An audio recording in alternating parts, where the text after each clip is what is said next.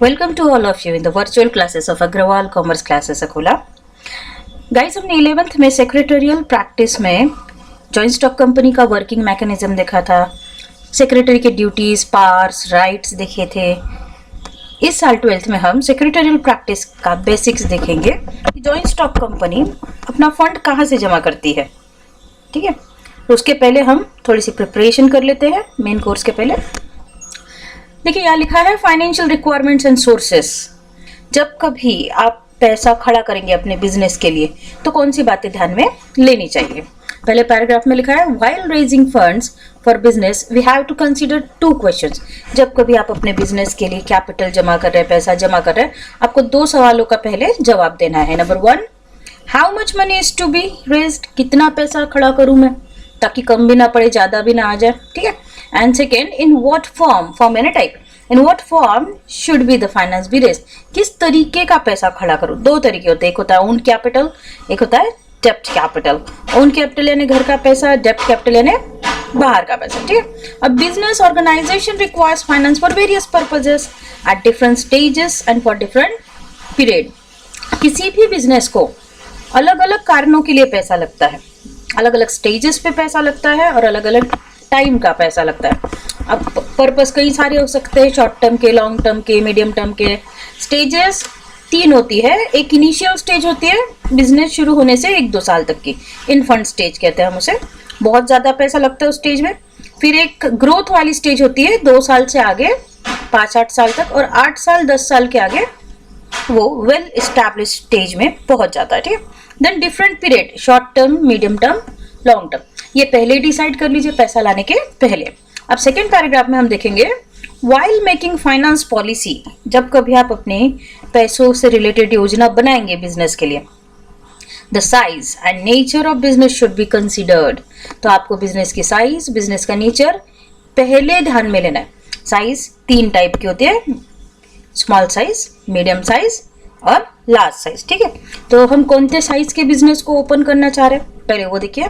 Nature of business में हम FMCG product बना रहे हैं कि हम कैपिटल गुड्स बना रहे हैं कि हम सर्विस सेक्टर में, बिजनेस का नेचर क्या है पहले डिसाइड कीजिए। ये दोनों बातें क्यों देखना जरूरी है, to determine the actual requirement of fund, कि मुझे पैसा कितना लगेगा एक्चुअल में।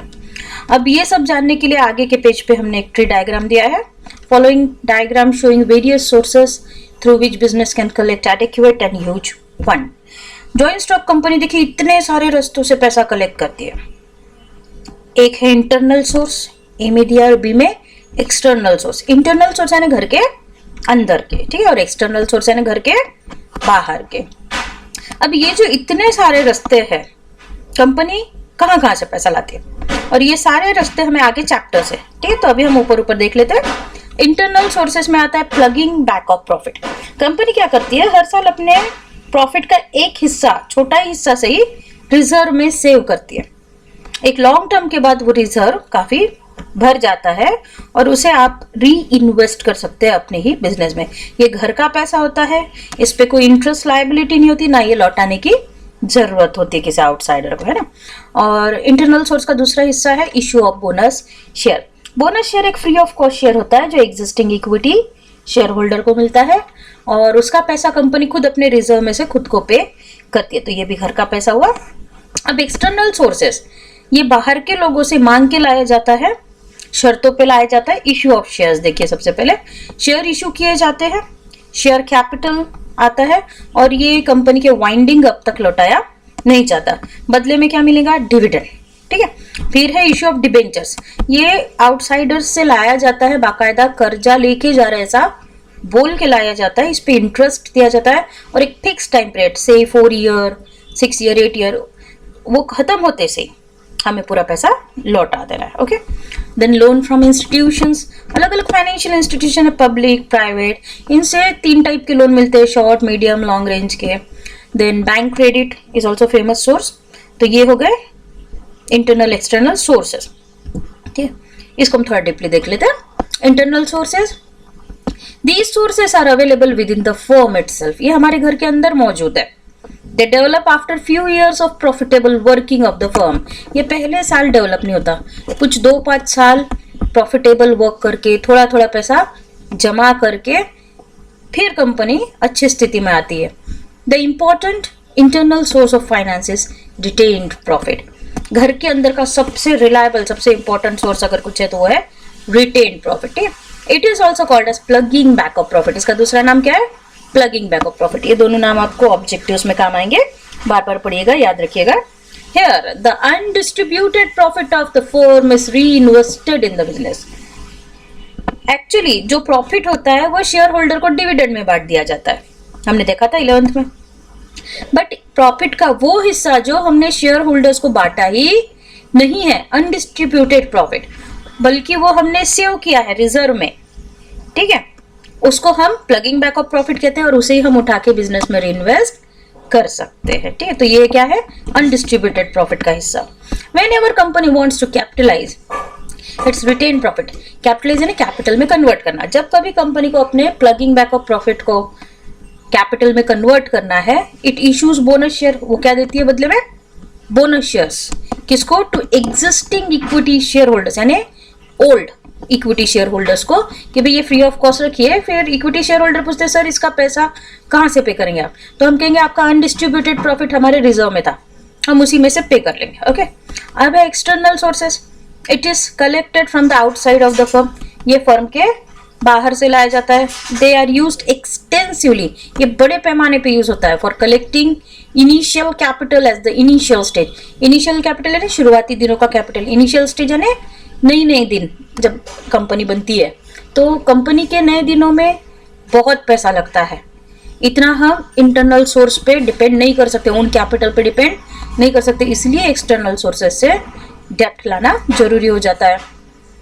The important external sources are issue of shares, share issue करना, इश्यू ऑफ डिबेंचर, डिबेंचर बेचना, loans from institutions and bank credit. This sources are further classified. इसको और दो भागों में बांटा गया है, long term sources and short term sources. देखते हैं कौन से हैं। देखिए टी डायग्राम है। अगेन कैपिटल को दो भागों में बांटा गया है, long term sources, short term sources. Long term यानी 5 साल 10 साल एंड अबाउ का पैसा, इसको भी दो भाग में बांटते हैं, ओन्ड कैपिटल घर का पैसा और बी डेप्ट कैपिटल। जो घर का पैसा है ये काफी लंबा चल सकता है क्योंकि इसे लौटाने की टेंशन नहीं होती, इस पे इंटरेस्ट नहीं होता है। तो ओन्ड कैपिटल में यहाँ 4 हिस्से दिख रहे हैं। देखिए शेयर्स, शेयर दो टाइप के हैं, equity share and preference shares. एक और होता है डेफर्ड शेयर, लेकिन वो प्रमोटर्स को गिफ्ट दिया जाता है, उसे बेचना नहीं अलाउ है। ठीक है, तो शेयर दो होते हैं, equity share and preference share. इसको हम आगे चैप्टर में डीपली देखेंगे। दूसरा है ओन कैपिटल का हिस्सा, रिटेन्ड प्रॉफिट। अभी हमने ऊपर चर्चा की, रिटेन्ड प्रॉफिट क्या होता है? अनडिस्ट्रीब्यूटेड प्रॉफिट को जमा किया हुआ रिजर्व। ठीक है, लॉन्ग टर्म में ओन्ड कैपिटल के बाद आता है डेप्ट कैपिटल। इसमें देखिए 4 हिस्से हैं। डिबेंचर्स होते हैं, 8 टाइप के डिबेंचर होते हैं, कई सारे टाइप के बॉन्ड्स होते हैं, loans from institution, public private institution से लोन भी ला सकते हैं आप, और लोन फ्रॉम बैंक। ठीक, ये तो हो गए लंबे समय के, लेकिन मुझे इतने लंबे समय का कर्जा नहीं चाहिए क्योंकि ब्याज बहुत लगता है, तो मुझे साल 1.5 साल 2 साल का कर्जा चाहिए। तो हम किस में जाएंगे? शॉर्ट टर्म सोर्सेस में। देखिए पब्लिक डिपॉजिट, ठीक है, जैसे एफडी होती है हम बैंकों के पास रखते हैं, इसी कंसेप्ट को जॉइंट स्टॉक कंपनी ने पब्लिक डिपॉजिट में कन्वर्ट किया। तो ये डिपॉजिट कहाँ रखेंगे हम? जॉइंट स्टॉक कंपनी के पास। ठीक, फिर सेकेंड लोन फ्रॉम डायरेक्टर्स। अगर छोटी मोटी रिक्वायरमेंट है तो सारे डायरेक्टर कहते हैं भाई इतना तो हम ही दे देंगे। बैंक क्रेडिट, बैंक से लोन लाना शॉर्ट टर्म का।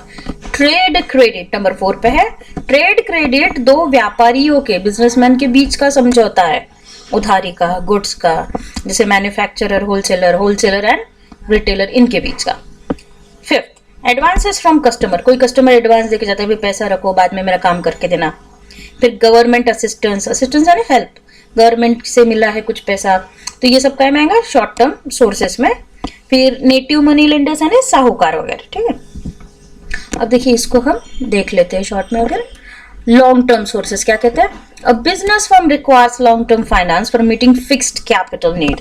किसी भी बिजनेस को लंबे समय का 10 साल एंड अबाउ का पैसा क्यों चाहिए? मीटिंग यानी फुलफिल करना, फिक्स कैपिटल की जो जरूरत है वो फुलफिल करने के लिए लंबे समय का पैसा चाहिए। और फिक्स कैपिटल यानी क्या? मशीनरी, बिल्डिंग, ये ऐसी एसेट्स है जो एक बार बिजनेस में आती है तो लंबे समय तक चलती है। आप उसको प्रोडक्शन, रिप्रोडक्शन में कई बार यूज कर सकते हैं, तो उसके लिए लंबा समय का पैसा ही चाहिए।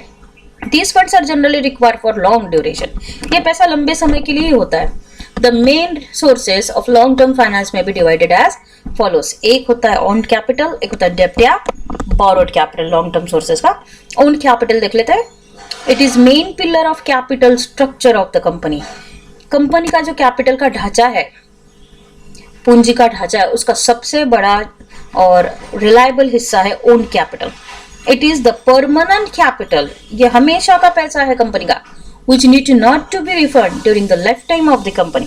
कंपनी जब तक चलेंगी ये पैसा वो इस्तेमाल करती रहेंगी, कभी लौटाएंगी नहीं. Generally, own capital is raised by issuing equity shares and preference shares. Own capital equity share और preference share को बेच के खड़ा किया जाता है. हमने देखा था ना, share capital need not to be refunded till the winding up of the company. ये वो कंसेप्ट है. Own capital is also increase by ploughing back of profit method and retained earning. अभी हमने देखा अनडिस्ट्रीब्यूटेड प्रॉफिट का थोड़ा थोड़ा हिस्सा जमा करना, प्लगिंग बैक ऑफ प्रॉफिट करना, रिजर्व में डालना, ये भी ओन कैपिटल का एक हिस्सा है. ओके, लेकिन ओन कैपिटल पे आप लाइफ लॉन्ग डिपेंड नहीं कर सकते. ये पैसा पूरा नहीं पड़ता. तो जो एक्स्ट्रा की नीड है पैसों की, वो कहां से पूरी होंगी? डेप्ट एंड बोरोड कैपिटल से. इसका मीनिंग देख लेते हैं. It is a fund which a company has to bring on loan basis from outside sources. ये वो पैसा है जो कंपनी आउटसाइड सोर्सेस से लाएंगी और बोल के लाएंगी कि हम लोन लेके जा रहे हैं, and have to refund it after the expiry of specified period. उसका एक फिक्स पीरियड होता है, 2 साल, 5 साल, 8 साल. वो फिक्स पीरियड एक्सपायर होते से आपको पूरा पैसा लौटा देना, यानी कंपनी के लाइफ टाइम में लौटा देना. ठीक है.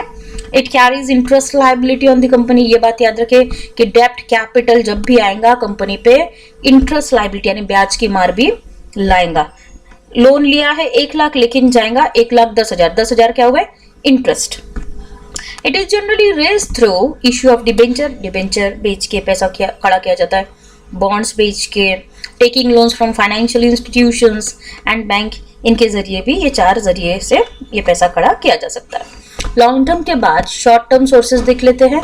The short term funds are required for meeting working capital requirement.